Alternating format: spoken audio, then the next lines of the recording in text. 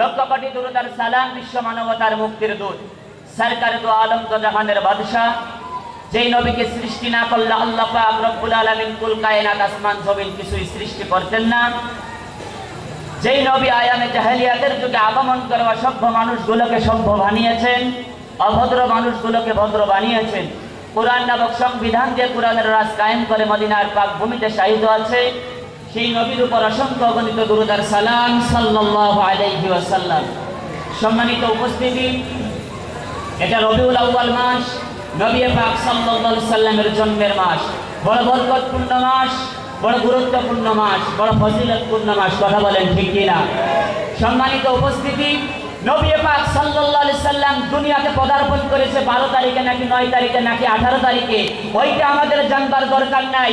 আল্লাহর নবী দুনিয়াতে কি বার্তা নিয়ে এসেছেন এই বার্তাটা আমাদের জানা দরকার। কথা বলেন। বিশ্ববাসী মানব মণ্ডলের কাছে প্রেরণ করেছে, বলি সুবহানাল্লাহ।